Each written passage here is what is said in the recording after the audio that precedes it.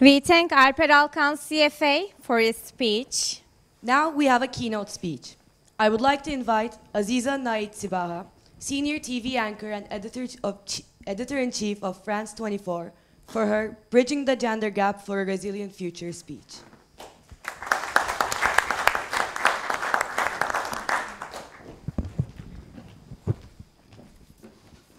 Good morning. Yes.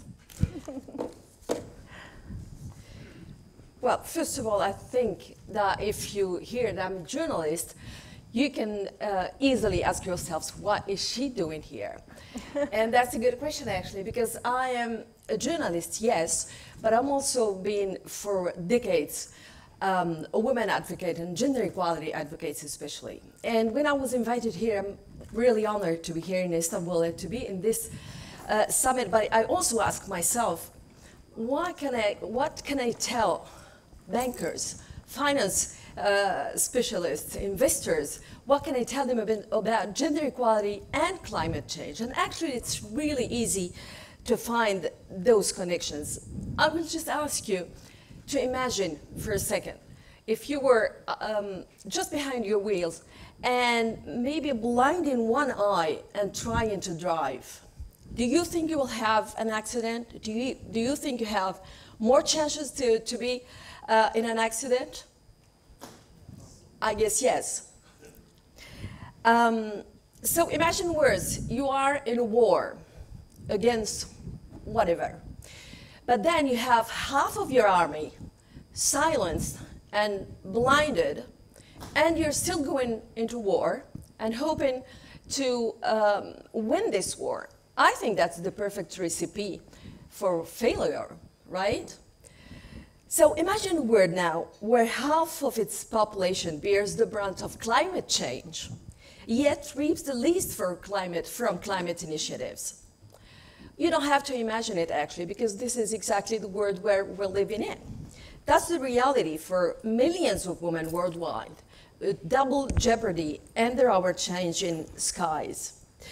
While climate change, and that we will be all okay about this statement, threatens every one of us, but yet it does not affect everyone equally. There's a small village in Morocco, and I'm going to take you in my country, in the mountains of Atlas, to count you this story.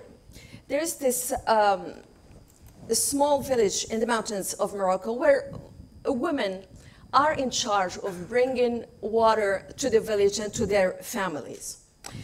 Due to climate change, of course, as you know, water sources have dwindled, forcing those women, for example, to walk longer distances to get to the sources and to get the water for their families. So some NGOs wanted to help. They tried to have a meeting with those in charge in the village. Men. They sat down with men and tried to find a solution for this problem. And they thought about digging wells, of course. They did so. But what happened after is that wells were dug, but their locations did not really consider the distance and terrain from the women, those who are going to take and get the water for the village. So there were actions.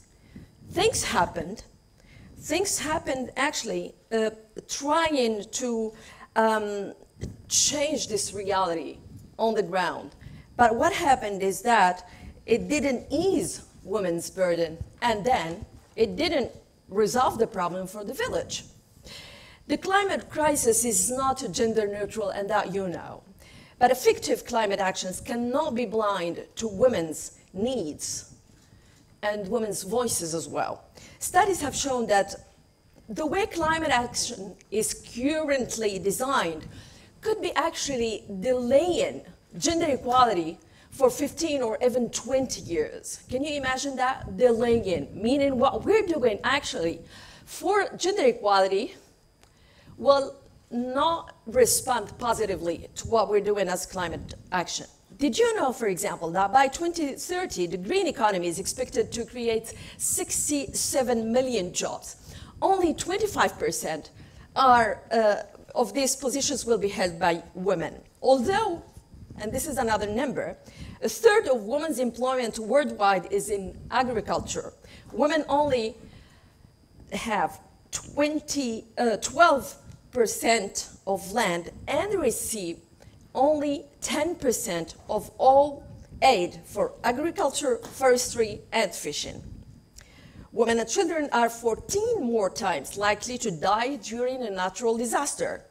And women constitute a significant proportion of climate migrants, often facing unique challenges during displacement. Despite this, women globally are often excluded from climate action discussions.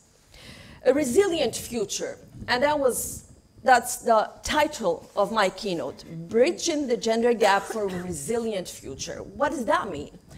A resilient future for me aims to create conditions where communities and individuals can bounce back stronger and together after adversity, ensuring well-being for all, men and women. To evaluate the success of efforts toward a resilient future, stakeholders in climate action should consider three critical questions, in my opinion.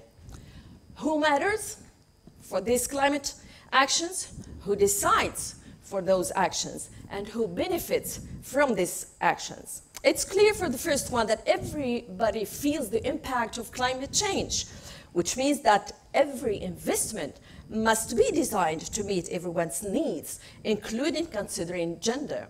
And I'm not talking here about considering gender only when we're talking about issues related to women. I'm talking about these lenses that we have to use for all the policies, all the time, considering also the point of view in a gender matter. Who decides? This is part of the solution, actually. Everyone should have a seat at the table of sustainability. And women cannot be excluded from the decision-making process like it's happening right now and everywhere in the world. Who benefits? That could help. Gender equality is not just a matter of fairness or justice. We're not only now fighting for women's rights, actually. It is an urgent necessity if we aim to strengthen our collective resilience, and this is what we're talking about today. Investments with gender lens in the context of climate action can help achieve both gender equality and climate resilience, and this is what we want. And by bridging the gap, the gender gap, climate action efforts can generate progress towards a future where everyone thrives. Everyone thrives, men and women.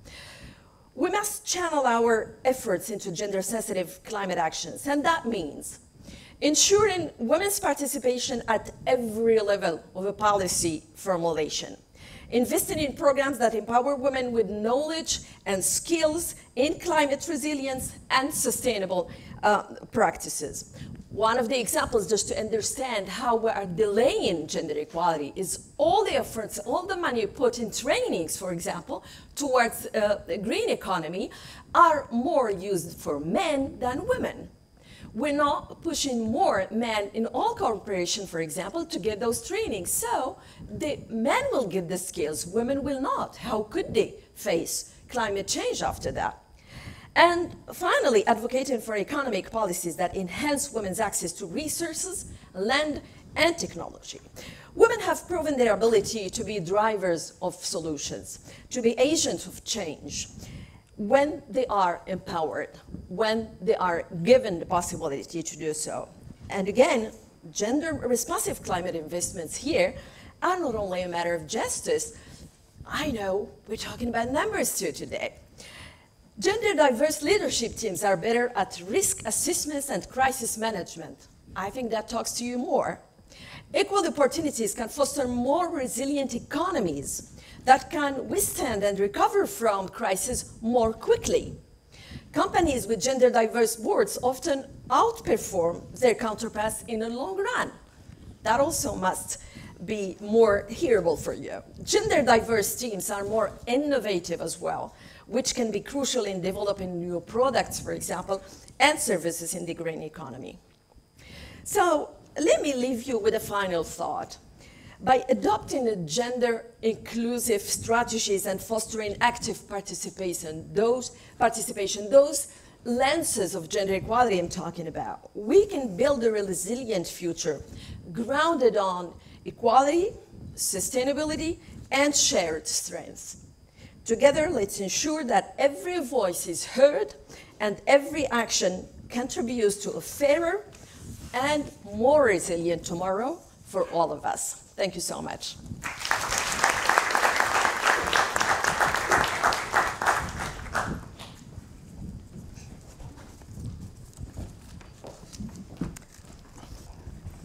Interesting story.